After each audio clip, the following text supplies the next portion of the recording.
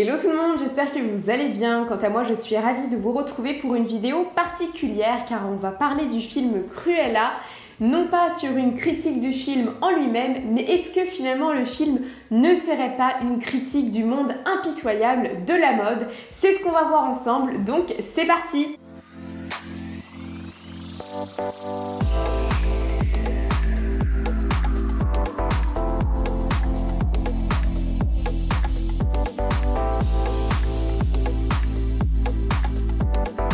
Avant de commencer la vidéo, n'hésite pas à me rejoindre sur Instagram, c'est sur ce réseau qu'on échange, qu'on partage, qu'on discute, que tu vois tous les sujets que je vais poster en vidéo en avant-première, donc on se rejoint là-bas. Tu peux bien évidemment me rejoindre sur YouTube, soutenir la chaîne en t'abonnant, en activant la cloche de notification, ça me fera extrêmement plaisir. Comme on va parler de Cruella, à défaut d'avoir les cheveux bicolores, j'ai mis mon fameux bob pied de poule que j'aime beaucoup et je me suis bien évidemment habillée en total look noir, by the way.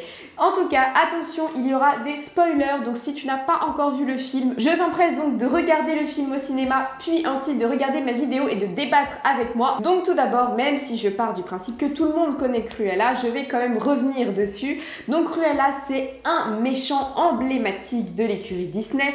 C'est la méchante des 101 Dalmatiens, elle adore la fourrure et particulièrement la fourrure de Dalmatien. Et c'est surtout que c'est une créatrice de mode, Cruella, elle a sa marque en fait, Cruella des Villes. Et donc on le voit dans les films notamment, pour sa folie de la mode, eh bien elle est prête à sacrifier quelques chiens. Et en fait, même dans le dessin animé, on le voit finalement qu'elle a des traits très exacerbés du milieu de la mode. Elle a notamment le porte-cigarette, cette voix assez basse et un peu condescendante, cet esprit un peu fourrure, cette attitude, même son côté un peu bossu, un peu je suis là mais je suis pas là.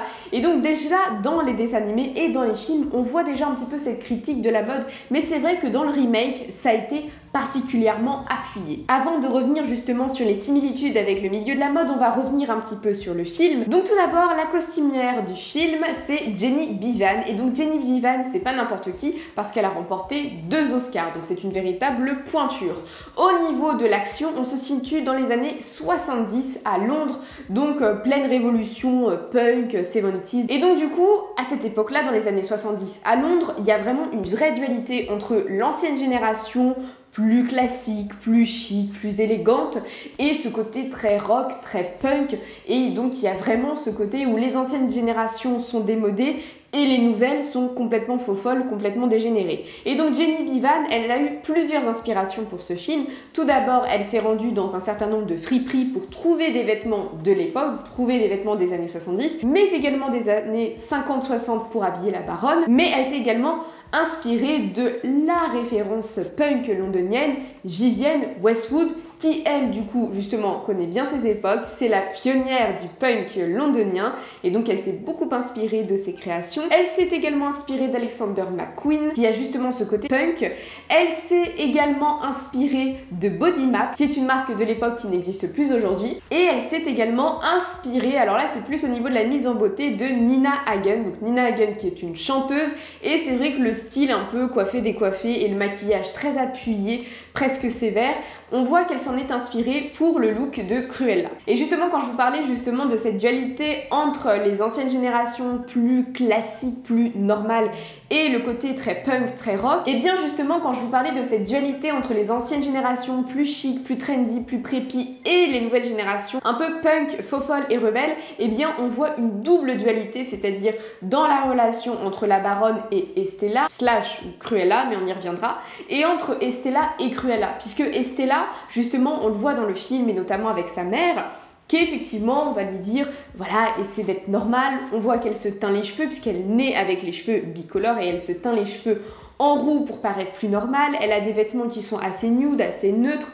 Elle a toujours un grain de folie, mais on voit que c'est un grain de folie qui est maîtrisé. Et on voit que tout au long du film, elle devient Cruella pour ne devenir finalement que Cruella, qui elle, pour le coup, elle est extravagante, elle est rebelle, elle est rock, elle a un style assumé. Et puis finalement, elle rend démoder la baronne. Et dans ce film justement, Cruella ne porte pas moins que 47 tenues. Cette dualité justement entre la baronne et Cruella, on la retrouve dans les couleurs, puisque la baronne a des couleurs plutôt neutres, doré, argenté, beige, marron, un petit peu de noir, mais vraiment avec parcimonie.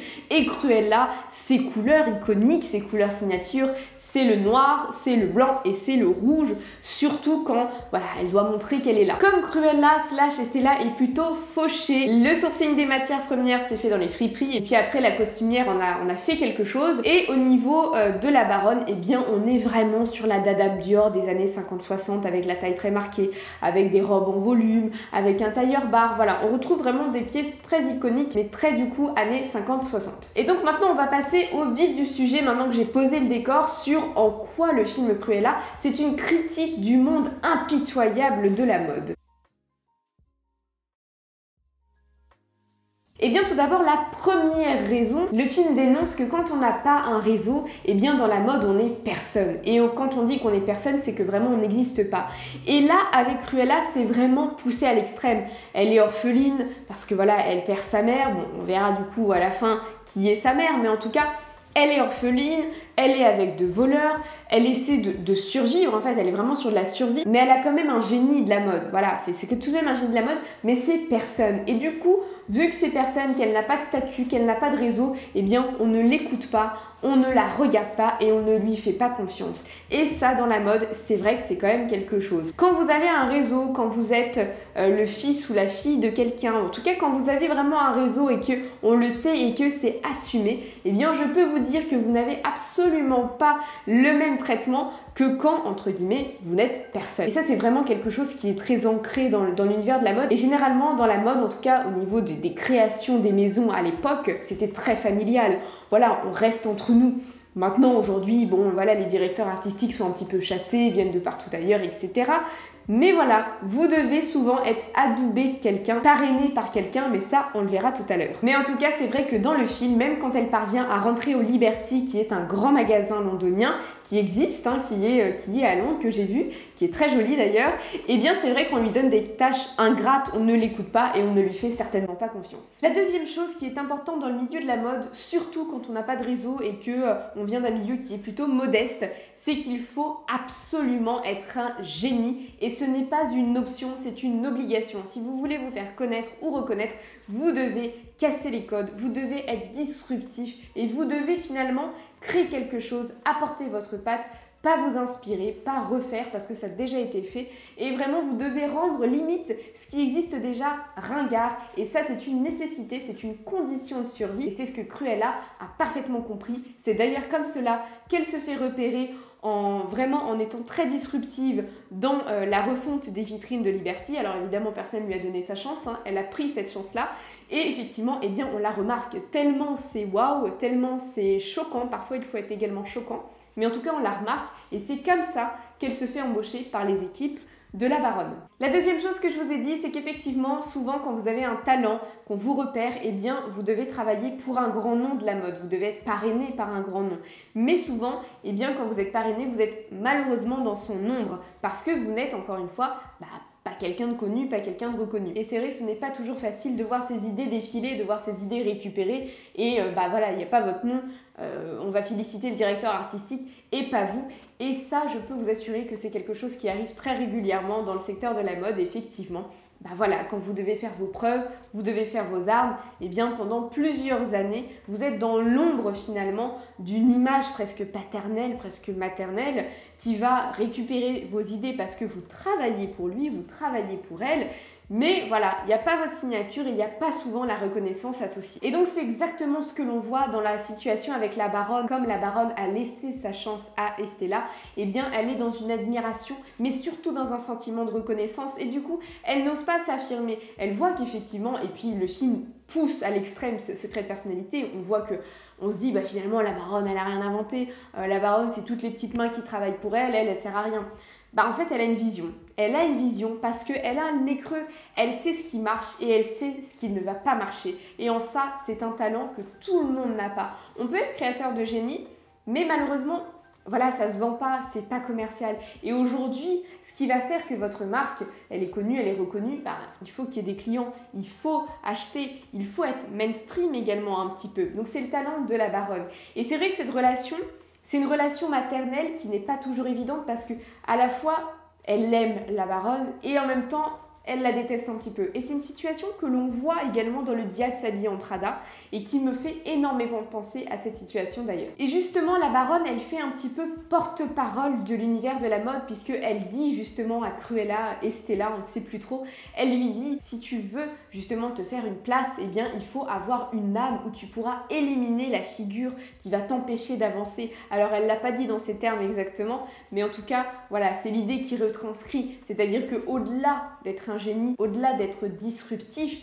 il faut malheureusement être un requin dans ce milieu. Il ne faut surtout pas avoir d'état d'âme. Et ça, elle est vraiment porte-parole de cet univers. Autre chose que l'on voit dans le film et qui est très présent dans l'univers de la mode, c'est la forte concurrence, mais surtout le vol d'idées. Mais elle met justement toute sa collection dans un coffre-fort pour justement garder l'effet waouh du défilé parce qu'il n'y aura pas de fuite et surtout pas de vol d'idées. Ça, dans l'univers de la mode, ça arrive. Alors bon, l'espionnage, voilà, c'est plus trop cela. Il faut savoir que les équipes justement de création sont très surveillées. Elles ont des contrats assez lourds. Elles n'ont pas forcément le droit de parler, etc. Idem pour les maroquiniers. C'est très compliqué de débaucher un maroquinier parce qu'il a vraiment le savoir-faire. Mais c'est vrai que le vol d'idées, ça existe. Au-delà du vol d'idées, vous avez beaucoup de marques de luxe qui se copient entre elles, qui font des dérivés. Et ça, c'est vraiment un trait qui est présent et c'est surtout qu'on recherche tout le temps la nouveauté, il faut toujours faire mieux que le voisin et comment en étant waouh justement, en captivant l'auditoire, en faisant du jamais vu. Mais pour que ce soit du jamais vu, souvent on a peur également que le voisin nous pique l'idée et voilà, le film le montre très bien. Et justement, les maisons veulent tellement de l'effet waouh, veulent tellement de la surprise qu'elles sont prêtes à payer un petit peu comme les footballeurs, mais des gros chèques aux directeurs artistiques qui ont vraiment une vision, qui sont disruptifs, qui sont créatifs, mais en même temps mainstream et à céder parfois à tous leurs caprices. Autre chose qui rejoint un petit peu l'idée précédente, c'est la peur d'être démodé, la peur d'être oublié et la peur surtout d'être ringardisé. Et la baronne, c'est vraiment ce qu'elle a. Déjà, on voit le nombre de soins du visage et de siestes qu'elle se fait. C'est effectivement pour ne pas voir les effets du temps sur son visage, mais également elle recrute Estella parce que Estella, au-delà d'être disruptive, au-delà d'être rebelle, d'avoir une véritable vision, c'est surtout qu'elle est jeune. Du coup, elle comprend la nouvelle génération et elle ressemble à cette nouvelle génération. Et la baronne, elle est complètement en décalage avec ça. Elle n'est pas punk, la baronne. Et du coup, ça retranscrit également cette peur dans l'univers de la mode. Et c'est pour cela qu'ils essaient toujours de se réinventer. Et ils ont également cette conquête actuellement de la sphère digitale, figitale, des réseaux sociaux, les influenceurs. Pour eux, c'est un créneau pour être visible, pour ne pas être démodé et pour rester dans la tendance. Et c'est vrai que habituellement, les communications des maisons de luxe, c'est très institutionnel, c'est très policé, c'est très politiquement correct. Et maintenant, on voit qu'effectivement, Chanel devient un petit peu plus fun, un peu comme Apple, parce que justement, ils veulent plaire à cette nouvelle génération. Et cette nouvelle génération, elle se prend pas trop au sérieux. Donc effectivement, avoir des choses très policées. Et Dior l'a bien compris, avoir des choses trop policées, ça ne fonctionne pas. Et c'est pour cela qu'ils ont beaucoup fait appel à Lena Situation. Et voilà, ils l'ont fait venir dans les ateliers où elle présentait de façon complètement informelle la collection haute couture. Mais justement, c'était spontané, c'était naturel, c'était créatif. Et on le voit complètement dans le film où justement la baronne, elle a peur d'être vieillotte, elle a peur d'être critiquée, elle a peur d'être surtout ridiculisée. Le monde de la mode est extrêmement cruel parce que il est souvent en dents de scie, c'est-à-dire qu'il y a un jour on peut vous mettre là et le lendemain on peut vous mettre tout en bas pour une petite erreur. On a vu justement à quel point la mode pouvait être cruelle lors du défilé de Tommy Hilfiger où il représentait une Amérique puritaine non inclusive et c'était catastrophique. Ils ont été portés en ridicule, ils ont été lynchés par la presse et du coup, en catastrophe, ils ont nommé Zendaya à la co-direction artistique et ils ont bien fait parce que Zendaya est métisse, Zendaya c'est une hit girl, elle est jeune, elle a des idées fraîches et c'est comme ça qu'ils ont un petit peu sauvé la mise et que ça a été une gestion de crise. Mais du coup, on le voit parfaitement dans le film parce que Cruella, elle va ridiculiser la baronne. Et justement, Cruella, de par son nom déjà, Cruella, elle montre à quel point la mode est justement cruelle. Alors, elle est Cruella, on le verra par les chiens, mais pas dans le film justement. Dans le film, on voit pas du tout cet aspect fourrure de Cruella. Et donc, on voit finalement que ce nom, Cruella, à la base, il est donné parce que justement, Cruella, elle va ridiculiser. D'ailleurs, sa mère, au début du film, lui dit « Ne sois pas méchante, tu ne t'appelles pas Cruella ». Et donc, on voit justement qu'elle est ambassadrice de ce monde très cruel de l'univers de la mode.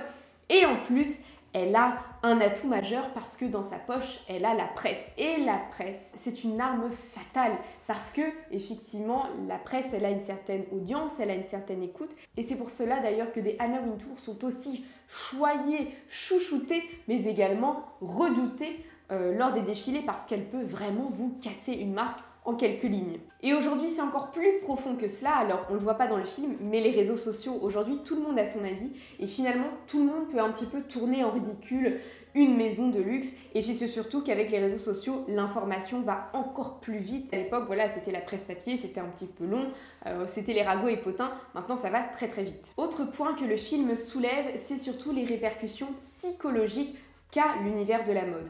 On voit une Estella au début qui est rêveuse, qui est un petit peu fragile, qui est insouciante, qui est timide et qui finalement éclore pour laisser place à Cruella et finalement à la fin il ne reste que Cruella.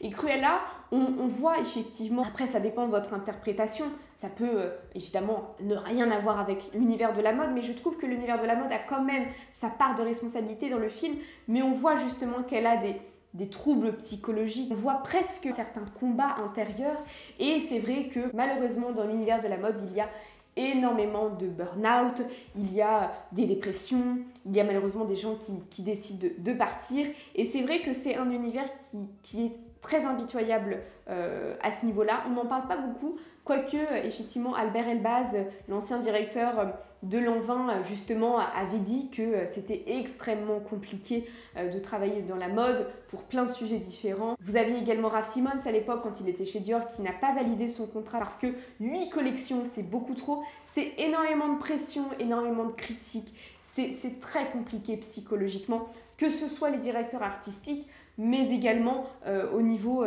des petites mains comme on dit. Mais dans des ateliers de couture, ils ont énormément de stress et on le voit dans le film.